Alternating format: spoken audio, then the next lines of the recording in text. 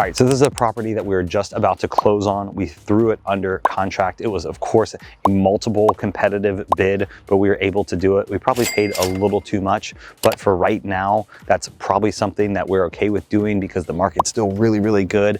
It's changing. As we know, interest rates are up, so everything around it is kind of going down the national housing market. So we're in this really cool little space where you have about 3 months left, I think, to really kind of hit it and quit it. So we're gonna hit it and quit it on this one and be out of this in no time. Speed is the name of the game here. We don't wanna be in this house any longer than 3 months. So I've never seen it before. So me and my partner on this one are gonna walk around and take you through it. And this is gonna be just as much a surprise to you as it is to me, because it's all new to me. I haven't even looked inside yet. Okay, so we bought this house before we've seen it. So this is kind of like rolling up on a Tinder date. You really don't know what you're gonna get. The pictures look okay, and you're kind of banking for it to be all right, but you never really know how it's gonna go. So let's see. You see? Also, I'm gonna just take you through kind of just things to look for if you're looking at a house for the first time too. The number one thing, and this is a little less important on brick, but is there any cracks? Do you see any cracks in the foundation? Do you see any cracks around any of the door frames or anything on that exterior? Because those cracks sometimes are not just settling, sometimes it's a big structural issue, and structural issues are pretty much the death of a house flipper. You can pretty much fix anything for relatively cheap if it's not a structural issue. What we see right here, potential wood rot, which is not super great, might be termites, might not be. And then also you wanna see how the roof hangs over or the shingles hang over. If they hang over and kind of curl like an old person's like toenail or something, then you know that roof is probably expired and probably, he loves that, and probably a little past its maturity date, and you'd have to get a new roof. So HVAC, structure, and roof are your big three that you wanna watch out for. Everything else is like cosmetic stuff, no problem. Go up here. Knock, knock, knock, we're home.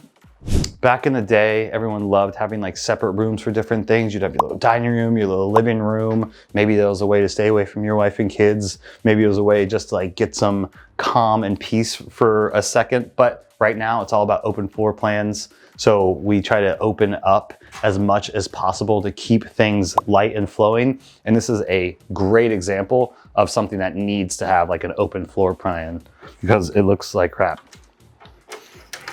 Okay, look at this, wow.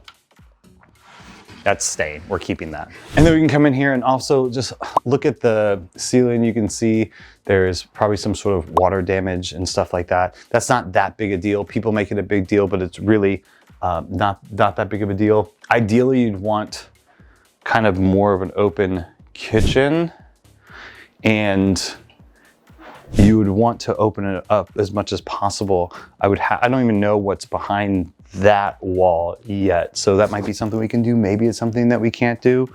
Worst comes to worst, having a kitchen like that's not bad. You can already tell the cabinets can be kept. That saved you about 5,000 bucks right there, which is great. You would have to paint them and stuff like that. So garages are spaces that like,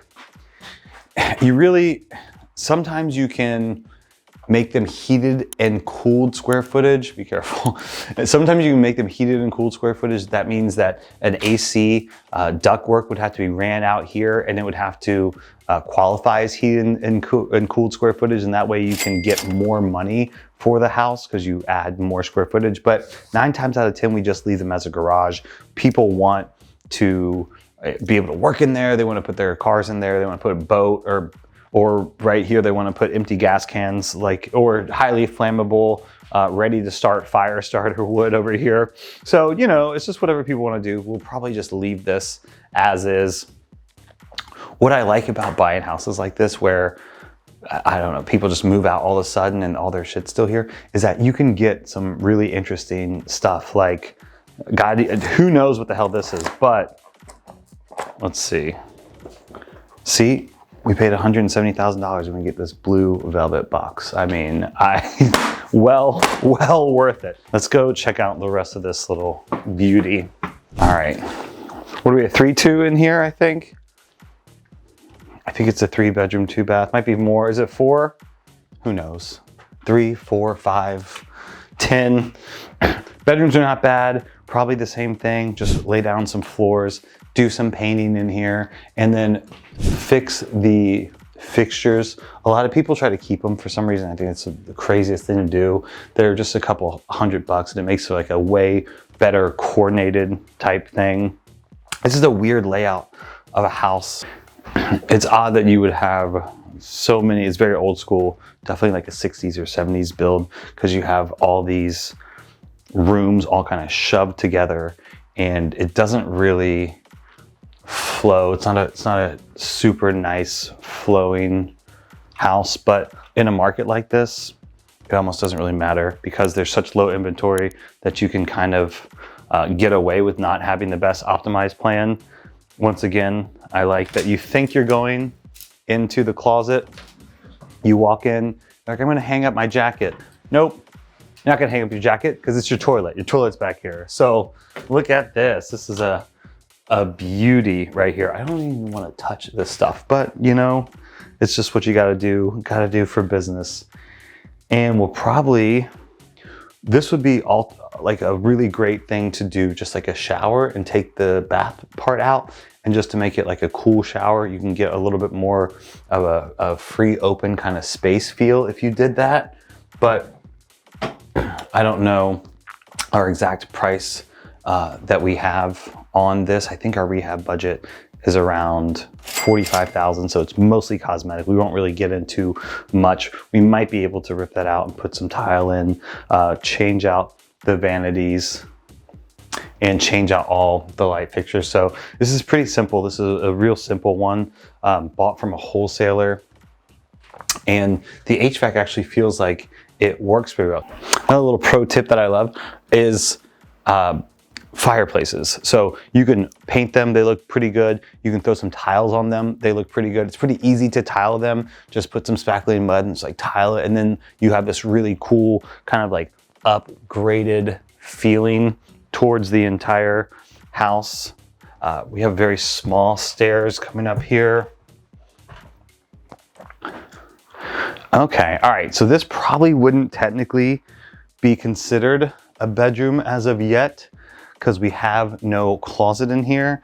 This is where your least favorite kid goes, or the kid that like is too old to still be living with you. It's like 19 or 20 and you just want him out of the house, but he's still like living in the attic, and y'all are all pretending like it's cool, but he still really annoys you because he just hasn't gotten a job yet. This is where he goes. So we probably will do something here and try to make it, kind of try to pitch this as a bedroom. So I probably just, once again, new paint, new fixtures.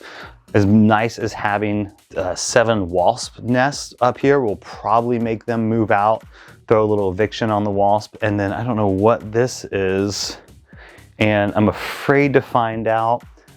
Looks like how a horror trilogy starts. So we're gonna leave that for the workers to deal with, because it's not gonna be us. And if you need any more horror vibes, we have this guy. If anyone wants to buy this, let me know. This is, oh my God. All right, the wasp are here. We're gone, we're out. We're out of here. So as fun as this was, I think it's probably time to get to work and time to get the hell out of here, because shit's getting real with wasp and dead squirrels.